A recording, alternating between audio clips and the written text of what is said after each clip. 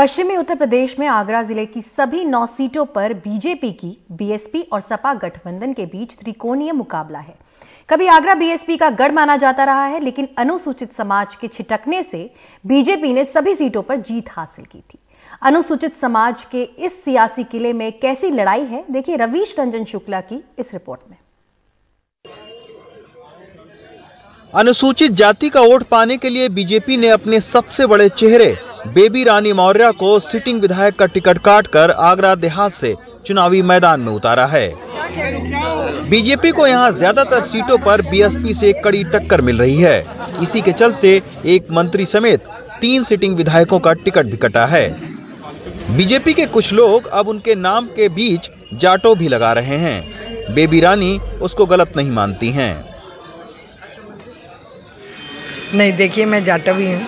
आगरा में जाटवी लिखते हैं, पूर्वांचल में चमार लिखते हैं। जाटव चुनाव में नहीं, ऐसा नहीं है, क्योंकि बहुत लोग मुझे वीसी में जानते थे। तो जब पार्टी में काम कर रहे हैं किसी भी राजनीतिक दल में, तो अपनी जाति की पहचान तो होनी चाहिए।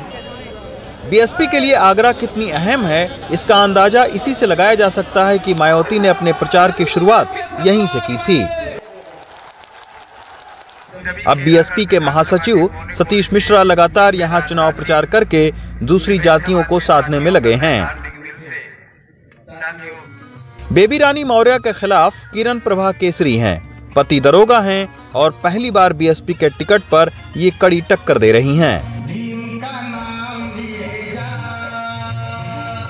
मैं कहना चाहूंगी कि बीएसपी की एक छोटी सी समाज सेविका के खिलाफ और एक जो बहुत बड़ी नेता वो आई है वहां से उतर के, मैं उनके खिलाफत में नहीं आई हूँ। वो मेरे सामने लड़ने के लिए उत्तराखंड से राज्यपाल का पद छोड़ करके वो यहाँ आई हैं हमारे सामने लड़ने के लिए, हमसे मुकाबला करने के लिए।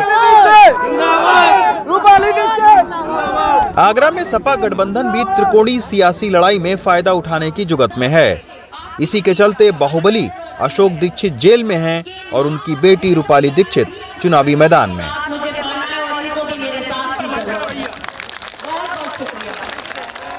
दुबई की नौकरी छोड़कर फतेहाबाद में झोली फैलाकर वो वोट मांग रही हैं।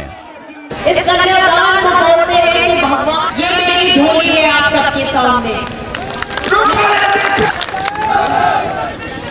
आप सबसे अनुरोध करती हूँ, जब आप 10 फरवरी को अपना वोट दें तो मुझे विश्वास दें।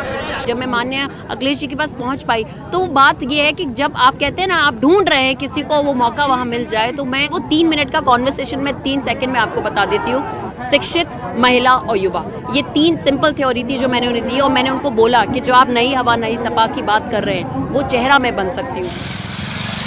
आगरा की लगभग सभी 9 सीटों पर अनुसूचित जाति समाज के वोटरों की खासी तादाद है, लेकिन सत्ता में रहने के चलते बीजेपी से अब लोगों की शिकायतें भी तमाम हैं।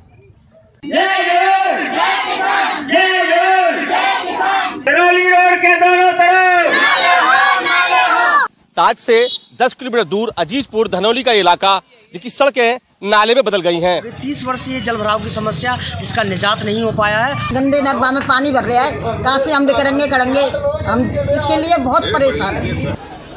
पहले चरण के चुनाव में सबसे ज्यादा सियासी प्रतिष्ठा बीएसपी की आगरा जिले में लगी है।